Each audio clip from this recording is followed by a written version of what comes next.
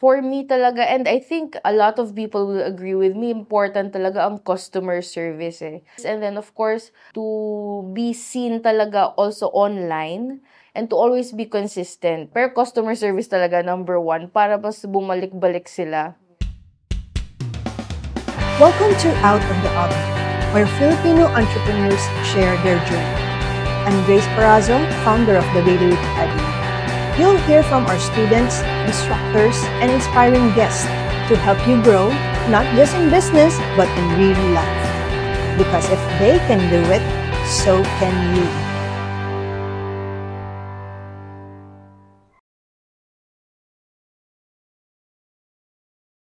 Hello, welcome to another episode of our Out of the Oven podcast. And I'm here today with one of our students, Bella Fernandez. Hello! Hello, Bella. Welcome to the show. Thank you for having me. Buti na lang, available ka today. Yes My po. gosh, ang hirap mong i-book. So, Nabakante kamusta? finally. Ayan. Oo, Okay kamusta naman naman? po. Business. Been busy. So, hindi alam ng mga students namin or ng mga viewers natin kung ano mang ginagawa mo. Sasabihin mo naman sa kanila kung ano yung existing na ginagawa mo. Hello, I'm Bella Fernandez. So I own La Maleta Cafe. It's a cafe and restaurant located in Antipolo, Rizal. And we offer a wide range of coffee and food.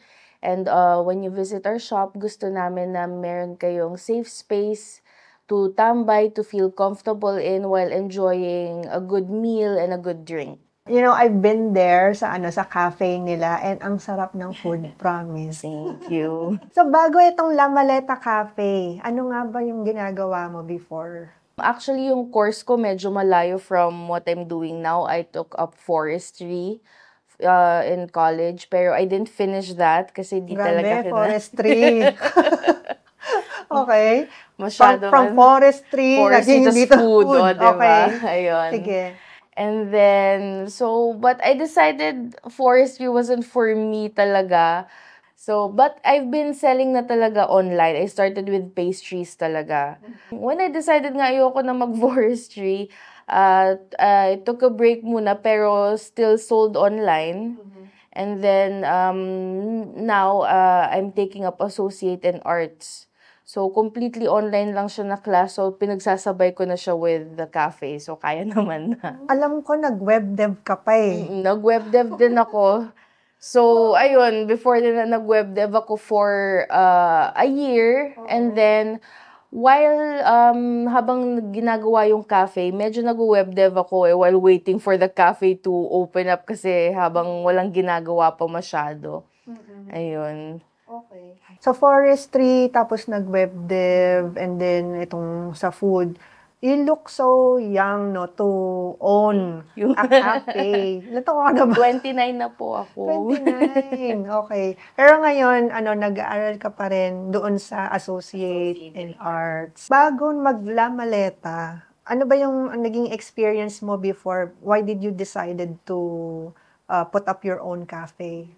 So, balik kasi, we're a family talaga of, foodies kami talaga. Mahilig kaming kumain. Both sides Mahilig kumain.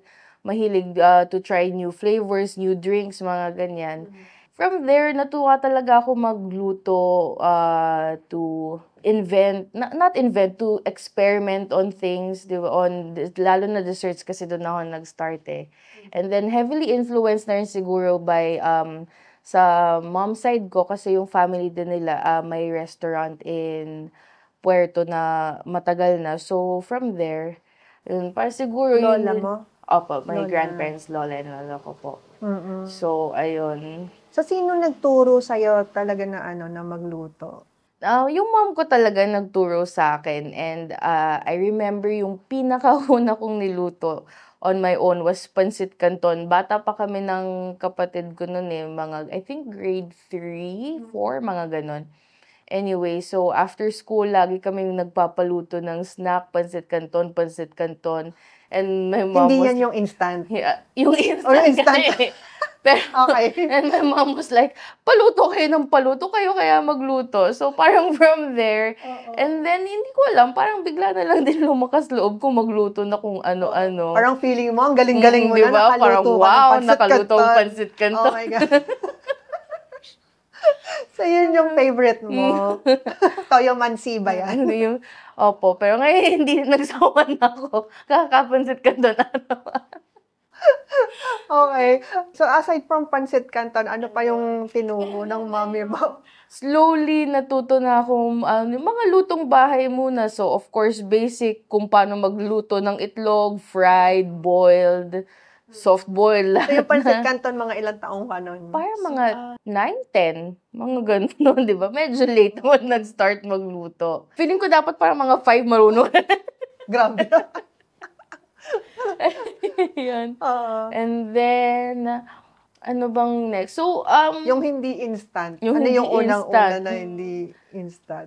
feeling ko adobo yun eh. Feeling ko adobo. Lutong bahay muna and then, sa house din, aside from mga ulam-ulam, mahilig din kami sa mga pasta. So, nakakapagluto na rin ako before ng mga like baked mac, lasagna, spaghetti, lahat ng klaseng pasta. So, ayun. So, nagturo yung mami mo nun ng mga yon. So, buti nahiligan mo. Ba't mo nahiligan yung pagluluto? Masarap kumain palagi and minsan meron kang certain flavor na hinahanap na alam mong ikaw lang makakapagbigay nun sa sarili mo. So, ayun, kapag may gusto talaga akong food na kainin, may times talaga na hindi ako mapakali hanggat sa magawa ko talaga siya, ma-achieve, and then pipilitin ko lahat kumain din. That's nice na nahiligan mo magluto. Kasi yung iba, di ba, nasa stress. Kung sa atin, stress reliever ang pagluluto, sa iba, nasa stress naman sila sa pagluluto. Pero yan, okay yan. Pero that led you to putting up La Maleta, no? So, ano yung turning point sa buhay mo na ayoko na nung ganito lang, gusto ko na mag-put up ng La Maleta? It all happened nung nag-web dev ako. So, kasi, actually, matagal ko na talagang gusto ng physical store ng cafe talaga. Pero parang hindi ko pa siya nakikitang nangyayari. Pero nung nag-web dev ako, parang fun naman siya. Pero for me, yun naman yung nakaka-stress masyado, nakakapagod, and parang nababurn out na ako. So, one day, I was just driving lang, tapos may nakita akong space for rent. And it was super near the house. So, sabi ko, give it a try. Tanong lang naman, mag-i-inquire lang naman, wala namang commitment. Tapos, everything just fell into place. So, parang ako, ito na yun. This is it. Hindi na ako mag-web dev. So, parang meron ka bang checklist nun na kung magkakaroon ka man ng sarili mong business, dapat ganito malapit sa bahay, yung ganito yung space? Hindi ko in-expect na makakakuha ko ng space near the house eh. Parang, ang in-expect ko siguro, baka mga 1 or 2 hours away pa, mga ganyan. Kaya nung nakita ko yun, tapos everything was okay naman, like walang problema with the agreement, and andun na lahat eh. So sabi ko, ito na lang kasi ang lapit, sobrang mas pabor na malapit yung place where I lived na sa cafe. At saka maganda rin yung lugar, 'di ba? May parking, tapos na meron ka ring mga katabing mga establishments, mga ganyan. Para siyang, pwede na rin siyang one-stop shop for kung gusto mo mag-errands eh. Kasi andun na lahat. So, aside from the cafe, meron din other stuff na mga pwede mong kailangan gawin. Nung panahon na nagwe-web dev ka, 'di ba? Nagse-sell ka na rin on the side. Online selling lang Opo, yon. during weekends naman. Pero dun sa nagluluto ka, so why did you decided to sell? For extra income lang din talaga. Well, aside from, syempre, I enjoy it. Tapos, it took me a while to learn how to cook kasi in small batches. Dati kasi hindi ko alam, parang nagluluto ako pang buong pamilya kahit dadalawa lang kami, 3. Parang pwede good enough na siya pang 2 araw, 3 araw pag ano, kasi nga ang dami. So, yung kasama ko noon that time nung nag-web dev, we'd cook our own food. Siyempre, mas madali na para di na kailangan lumabas to eat kasi online lang naman siya. And we'd cook in big batches nga. Ayun nga ulit yung hindi marunong magluto ng pang 2 tao lang. So, we decided na magbenta-benta na lang din on the side. So, aside, may extra income pa aside from web dev. And hindi din nasasayang yung food. So, yung web dev na yon work siya talaga. Opo. Okay. So, may kliyente kayo, freelance kayo nun. I worked for a company sa UK eh. So, online lang talaga siya. Work And from then, home. Tapos nun, every weekends, nagsasell kayo ng Opo. food. Kayong dalawa nung Opo. friend mo. So, ano yung unang na-sell ninyo? Pinakauna naming na-sell was the taco rolls. Kasi at that time, that was the easiest for us to make eh. Given yung time namin. Is that one of your best sellers now? Yes po, one of the best sellers. Aside from the taco rolls, parang yun yung main namin, pero meron din kami nagbebenta ng shawarma, kebab, mga ganun, beef kebab, chicken. So, online selling ka lang muna. Tapos, for how long yon yung online selling mo? I can't remember when talaga, pero more than, lagpas na ng 7 years yun. Yung online Mm-mm. selling? Na every weekends? Opo, like, before din naman kasi ako nag-web dev din, nag-online lang din talaga ako. Pero parang mas naging, mas naging consistent talaga na weekend talaga, sure na laging meron nung time na nag-web dev ako. Dati kasi medyo nasa-stress mas, ka. So, dati medyo mas kalat ako eh, parang bahala na. So, nung time na yun, parang, yun siguro outlet ko to unwind, magluto. So, dati, hobby lang, pang pamilya, sa'yo lang, ganyan. Tapos, nun, naging for selling na. So, bazaars din kayo nun. Recently lang actually ako nag-start mag-bazaar and paminsan-minsan pa lang. So, still getting the hang of it pagdating sa bazaar. So, mga friends, nagsimula ka sa online selling, tas mga friends lang muna, relatives, ganon. Tas hanggang sa nakabuild ka na ng community. Opo. Ng mga customers mo. Yeah. So, nung nakita mo yung space para dun sa La Maleta, na-envision mo na yun na ito na talaga yung gusto ko. Can you walk us through that? Super funny kasi ako, there was a time I had a dream na parang I owned a restaurant and tas the building was medyo high ceiling. If you remember po, medyo high ceiling din doon. So, nung nakita ko, parang feeling ko ito yun. Wala lang, parang doon. So, it didn't take me then long to decide eh. Parang tinanong ko lang parents ko kung sa tingin din ba nila okay yun. Tapos nag-agree din naman sila na it was a good idea. And then, kinuha ko na agad yung space. We're turning, to this end of July, magto 2 years na yung cafe. Paano mo na-acquire yon? Marami ka bang ipon? Aside from that, tulungan din naman ako ng parents ko. So, may ipon din po ako and then yung parents ko din naman agreed to help me out din na para mampatayo na finally yung cafe. So, tinulungan ka ng parents mo. Sana all, di ba? Swerte po. So, parang, ano ba yan, pang birthday, Christmas gift? Pang lahat na po siguro until pang wedding gift mo na rin yan. Siguro, pang 10 years worth gift na gano'n. So, investment na rin yan ng parents mo sa'yo. So, yung gift na yan.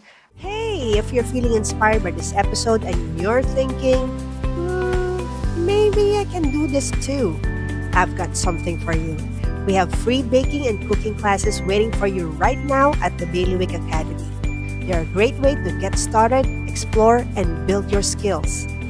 And the best part? When you sign up, we'll give you a 500 peso bonus voucher you can use on any of our paid online classes. So if you're ready to take that next step, just click the link below, create your free account, and start learning today. Hope to see you inside. Now let's go back to the video. You started ng 2023. I'm sure may mga challenges ka na na-encounter along the way. Ano Yes yung po. nako-consider mong biggest challenge doon? Biggest challenge was to make sure talaga na merong steady flow of customers, whether it be online or physically, kasi we also sell online pa rin until now. So, ayun lang talaga na there are, okay naman talaga siya in general. And na-overcome naman yung mga times na minsan mababa ang sales. So, laging may plan B. Anong gagawin natin? Anong pwede pang gawin para ma-up yung sales? So, ayun. Pero yun yung biggest obstacle nga na parang just to make sure na hindi tayo bababa ng sales, kundi lagot pa tayo. So, can you share with us kung ano yung mga ginagawa mo to keep your customers? For me talaga, and I think a lot of people will agree with me, important talaga ang customer service eh. So, that's number one, how to keep them customer service. And then, of course, to be seen talaga also online. And then, same din sa online, pag may mga nagme-message sa inyo na customers, be sure na nakaka-reply agad. May mga automated responses naman, pwede na yun, ganyan. And then, to do ads din pa rin online, and mga traditional marketing still work, so ganon. And to always be consistent. So, sa ginagawang, in terms of marketing and in terms of posting, tapos yun nga. Pero customer service talaga number one para mas bumalik-balik sila. Yeah. And that is something na kailangan talaga in every business, no? That would differentiate you din sa ibang mga nagsisell. Mention mo kanina na yung first successful product nyo is yung taco rolls. Ano pa yung iba? So, later on kasi yung sa taco rolls, and then next is nung nag-open na yung cafe, nag-start muna kami sa mga coffee. And then, coffee and pastries lang, tapos snacks. Tapos, nung nag-grow yung demand for food, ayun, nagpasok na kami ng food. So, we started, yung menu kasi namin is changing. So, kada season, nag-change. Anyway, so, nag-start kami with pares, sisig, with lasagna, ribs, ganyan. And then, ayun, ang next successful namin na product was the pares actually. Kasi sakto, medyo rainy season yun eh, nung nag-start kami ng mag-sell ng food talaga. So, the pares. Sarap magpares. Sobrang pag sarap. umuulan. And then, nung medyo uminit-init na yon, medyo wala na masyado nagpapares kasi lang ang init masyado. Parang, okay. So, nag-change ulit kami ng menu. Doon naman namin na pinasok ang ribs. So, ayun, our ribs now is one of the best sellers. Parang super full meal siya yung ribs, nakaka-addict. And may mga customers kami na nagpapa-in-house na private events ng laging may ribs. Parang hindi nawawala. And then, may mga others din na nagbubook din lang. Sabi, we'll get the ribs kasi sabi masarap daw. And ano, so, laging may ribs sa party most of the time. Okay, so you do in-house events, catering, mga ganyan na. Mga intimate parties. So bakit nga ba La Maleta yung pangalan? La Maleta siya kasi sabi ng dad ko na La Cochera daw ako. So kaya sabi niya La Maleta. Pero I think baka totoo nga no kasi nung when he came up with the name, I was out of the country. So daddy mo ang nakaisip ng name po ako. Wala akong ano dyan. Wala akong maisip na name eh. Tapos yun nga po, I was out of the country then that time, pero wala talaga akong maisip. Pag uwi ko, nung sinabi niya na, La Maleta, parang, ay, oo nga, sige. So dahil La Cochera. So kung saan-saan ka na napunta. Opo. Pero ano yung favorite na place mo na napuntahan mo? Favorite place, siguro Paris and Singapore, top 2, like, out of the country. Kasi, maganda dun eh, masarap yung food, and parang comfy siya. For me, it's like, kung titira man ako sa ibang bansa, I can see myself living there. And locally naman, well, baka bias ako pero Palawan talaga kasi my mom's from there.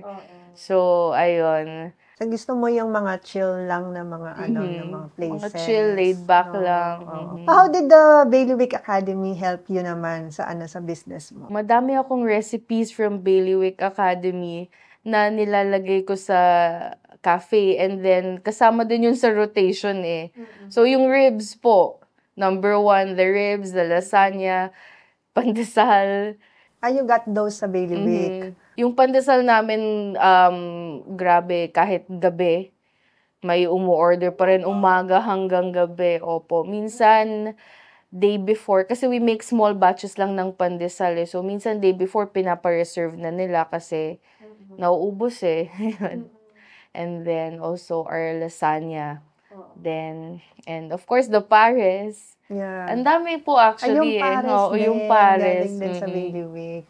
Nakakatuwa naman na ang daming mong nagamit doon sa sa menu ninyo. Tsaka wala kayong fix na menu, no? So, Opo. sabi mo nga it changes. Opo. Bakit ganun na laging nag-change? Well, kasi yung sa menu, aside from the bestsellers, yung bestsellers talaga yung tipong any season na in-order, we keep. Pero we rotate it. Parang minamatch siya sa weather. And since yung parang concept is nagta-travel, so parang nagta-travel din yung menu.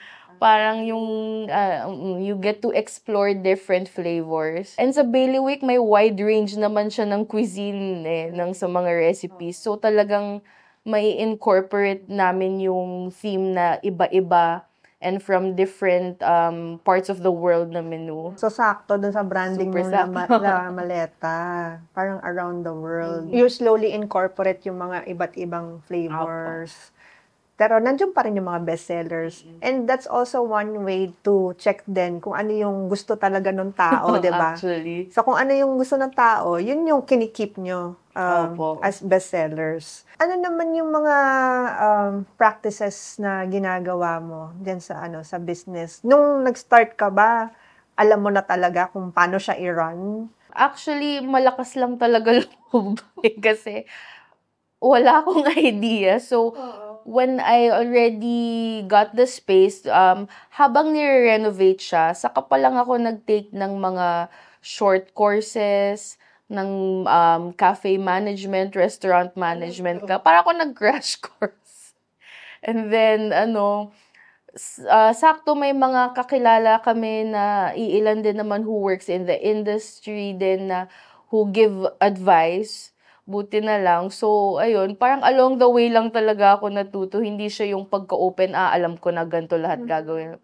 So, nung nakita mo siya, nag-open, renovate, ganyan, dun ka, yun yung time mo na mag-aaral. So, I had, 2 months to Grabe. figure it out.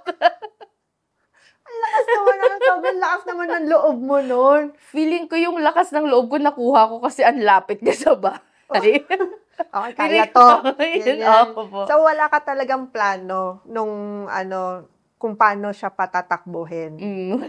Walang plan. Is that a good thing for you ba? Or it's a disadvantage?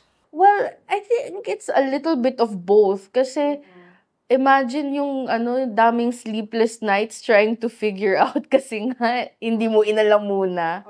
And then I think advantage din for me kasi parang if not now when yung tipong aantayin mo pa ba nandun na nga yung opportunity so might as well take it. And then since malakas naman loob ko, di ituloy-tuloy mo na ng gano'n. Ginusto mo yan panindigan mo, di ba? Alam mong wala kang alam, di wag ka munang matulog. So, konting sacrifice muna. Konting sacrifice, opo. Na-lesson yung paglakwatsa ko yan. May mga regrets ka ba ngayon? Wala naman po. Actually, it's not a regret. More like, sana I had more time lang to learn the ropes of having a physical store talaga, but no regrets. In terms of opening a physical store, wala. Oo, kasi ginagawa mo na siya ng matagal ng online So, magkaiba siya talaga, no? So, anong difference based on your experience? Akala ko talaga the same siya before na kasi sa online, since yun work from home, technically home-based, and then ako lahat kasi po gumagawa from posting, taking pictures. I asked my brother to help me, pero and then orders, gano'n. Parang ako lahat sa operations, eh. So, technically, alam ko lahat ng kailangan gagawin. May workflow ako for me. Pero, syempre, when sa physical store, you'll have people with you, then you'll have a team na yung pinaka-struggle ko dun is, number one, learning how to delegate the tasks to them and to trust the process ng may kasama ka na to help you to make it all easier, eh. And then, ayun lang nga. Tapos, parang for a while, medyo nawala yung focus ko sa online in terms of posting. So, ayun na parang ang hirap pala ng may physical kasi para kang hati, eh. Online kasi ang ginagawa ko nun din kapag kunwari nagfo-fall back ako with posting. I take a break a few days, parang 2-3 days para lang makafocus ako mag-post, to find more clients online kasi yun lang talaga. So, ayun. Yung ngayon, dalawa kayo ng brother mo, yung nagma-manage ng shop, ng cafe. Or pero ikaw yung main. Ikaw talaga Ako yung po yung main. Pero, yung brother ko, kapag free siya, ayun. Meron na kayong staff ngayon. Meron So, po. dati ikaw lang mag-isa. Tapos ngayon, nung nagkaroon ka ng physical shop, meron ka ng sarili mong staff. Yes po. Tapos ikaw lang rin yung nag-train sa kanila. Opo. So, ayun, along the way din, habang tinetrain ko sila, may mga other things din akong natututunan pa. Continuous learning process siya, which is fun. Kasi parang akala mo na, di ba, like magto 2 years na kami na medyo mas ang dami ko nang alam, parang ang dami ko pa rin palang pwede pang matutunan. Kamusta naman yung hiring process mo? Nakakakuha ka naman ba ng okay? Hit and miss. Kasi yung that's one of the problems ng mga students rin natin. No? I'm sure a lot of our viewers can relate to that. So, saan ka kumukuha ng I post lang talaga online. Most of the time, kasi ako din nag-i-interview, so parang, alam mo yung gut feel, ayun na naman tayo sa. Pero, ayun, tapos I ask the important questions, especially in terms of, anong understanding nila sa magiging role nila sa cafe, sa shop. Kasi ina-explain ko, it's not just coffee, eh. Now, we also have food, and it's everything else. So, ayun. Kapag hindi ko na talaga masyadong i-consider kapag mine-mention nilang they just make coffee and nothing else. Tapos pag mine-mention nga, kailangan gumawa ng ganito, ganyan, kailangan din of course na to help maintain the place, the cleanliness of the place, and to customer service, mga ganyan. Pag medyo hindi na nila gusto yung description, parang sige, wag na lang, baka not for you. So, sila na rin yung mismong Oo. Careful selection talaga. Student ka namin sa sa catering 101. Nakatulong ba yung class sa'yo? Yes po. Yung sa catering naman, although I plan to scale din talaga, pero ngayon nagsa-start po muna kami yung sa in-house catering, mga party trays. Yung mga food trays po kasi is medyo kulang pa kami ng people for catering to do full scale talaga and pangmaramihan. So doon muna kami nagsa-start para medyo makapana namin yung kung ano pang mga kailangan gawin, where else kung ano pang mga improvements kailangan namin gawin. Kasi ayoko na naman yung parang laban lang ng laban. Para ito na, mas ready na kami kapag mag-fall on na talaga kami sa catering. Is there any specific topic or natutunan mo doon na na-apply mo sa business mo? Ang pinaka-important, I think, there was yung sa parts in terms of portioning the food, presentation. Kasi in terms sa pagluluto, ako confident ako na yung team namin na kayang gumawa ng masarap na pagkain, eh. Pero paano ipe-present, handling din, yung sa food safety, and sa handling yun. So, lalo na kapag madaming nag-handle, minsan may tendency to forget na kailangan mo pa ring ingatan, eh. Lalo na kapag natataranta. So, ayun, mga important factors in catering ng na-apply namin sa in-house muna. Since And dun pa then lang kami eventually, nagsa-start. Opo. lalaki na rin yan, dadami na rin yung Oo. customer base mo at kompleto na yung mga gamit ninyo, no? Opo, nangongolekta na kami ng gamit slowly. Oo, kasi yung akala nila, pag gusto mo mag-cater, dapat kompleto na agad yung yung equipment mo, no? Pero yung in your case, in-house na lang muna, party trays, mga ganyan. Pati kapag kunwari meron kaming equipment na kailangan talaga and parang masyado pa siyang mahal to invest in, may option naman to rent. So, kailangan lang maging resourceful ng konti. Can you share with us mga best practices na ginagawa mo for your business? Important is to always have a checklist for yourself and for your team. For me, I prefer pa rin yung old style na sinusulat sa notebook. So, meron akong sariling notebook. Actually, ang dami kong notebooks. Hiwa-hiwalay pa yan. Depende sa mga topics. So, ayun. Para yung checklist ko is where I can see my progress. Na if may anything super important for that day, for the week, and kung may hindi man ako matapos na task, if nakulangan sa time, at least nakikita ko yung progress ko dun kung asa na ba ako, matatapos na ba ako, kailangan ko na bang madaliin ang certain na task. And nakikip track ko din yung mga tasks ng team na nagawa na kaya nila to, na-check ko na ba to. So, ayun. Always have a checklist lang talaga. And of course, stick to the checklist. Ang galing no na gusto mo pa rin yung old school na na pagsusulat kasi yung ngayon puro sa phone na lang 'di ba? Puro digital. So ikaw mas nagwo-work sa yung manual na sulat. So if you can only give one piece of advice sa mga viewers natin, sa mga gustong mag-start ng kanilang sariling food business, what would it be? So start online lang talaga muna. So dun kasi matetest mo yung kung anong mga products gusto mo talagang ibenta, kung sino ang makaka-capture mo na audience, na market for it. And then from there, ma-decide mo naman kung gusto mo pang to take it up to the next level to open a physical store or kung baka content ka na sa online lang, ganon. And then start small muna para din hindi ka ma-overwhelm. Kasi may tendency na, alam mo yung parang gusto mo talaga siya, pero baka pwede ma-overwhelm ka. So, ayun, online lang muna and then baby steps lang. Alagaan lang din yung kung anong goal mo, kung bakit mo yun stinart. Always look back at that lang. And then, pag lumaki ka na, at least makikita mo na, oy, ito, yun na yun. Gusto ko yung lakas ng loob mo eh. Ang dami nating mga viewers na natatakot na magsimula. So, they all have the knowledge na yung mga resources nandyan na, pero hindi pa rin sila maka-move.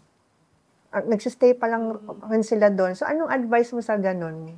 Well, kung nasa inyo na lahat, kung may resources na kayo, kung may info na kayo, and kung may people kayo na magsusuporta talaga sa inyo, go nyo na yan. Don't hold back na. Kasi sayang yung opportunity. Pati, at least pag na-try mo na, mawawala na yung factor na yung what if. Diba na, paano yan kung ginawa ko pala, kasi if you did something else instead, diba? Na at least alam mo na, makikita mo talaga kung ano ang mga kailangan mo talagang gawin, kung ano ang gusto mong gawin, para hindi mo na iniisip palagi yung what if na part na yun. So, go na. Don't hold back. Laban na yan. Laban na yan, guys. I'm happy na you took that step, no, before na nung nakita mo siya, go lang. Di ba? Ako nga walang knowledge nun. Oo nga, kahit na hindi mo alam, grabe, saludo ko sa'yo. Lakas ng loob yung puhunan. Oo, sobrang lakas ng loob mo. Okay, so bago tayo magtapos ng ating segment, ng ating episode for today, meron tayong pa-icebreaker question kay Bella. So, eto, mamimili ka dito kung, ayan, meron tayong categories dyan. Wow, ang dami. Oo, so pili ka dito kung ano yung Gusto Gusto ko mo? yung random. Para exciting. Pero yung ulit. What's the best thing you bought for under $50 that you love and use often? Meron akong maliit na weighing scale. Ang Nasa mahal ng weighing scale mo. pero under $50, mga nasa $45, gano'n. Wala lang, bakit ko ba siya binili? Kasi kailangan ko talaga ng small weighing scale din aside from the big ones. Tapos, nagandahan lang ako sa kanya, pero nung nabili ko, na parang ko, hala, baka hindi siya maayos, tapos ang mahal. Pero hanggang ngayon, nasa akin pa rin siya, 2 years. Used and abused naman siya, so worth Okay it. naman. O, diba? Na-ROI ko na yung na-ROI ko na yung weighing scale. Maganda naman. Okay, comment mo na lang yan kung mag-weighing scale reveal tayo. Papakita ko weighing scale. Oo, susunod. I-comment mo na lang sa episode natin. What's the best way to contact you? Ayun, best way to contact me is you can message La Maleta Cafe through Facebook, Instagram, or TikTok. Tapos, ayun, just send us a message and we'll reply to you as quickly as possible. Thank you so much, Bella. Thank you also for having me. Appreciate it.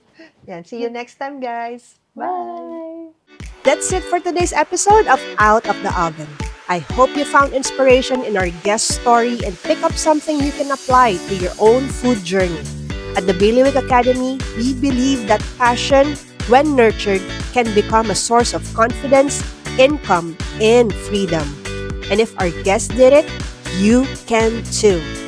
If you enjoyed this episode, don't forget to follow us on Spotify and leave a rating. Subscribe on YouTube, give it a thumbs up, and hit that bell. Follow us on Facebook for behind the scenes and bonus content. And if you're ready to start your own journey in the kitchen, visit www.thebailiwickacademy.com and explore our wide range of online classes.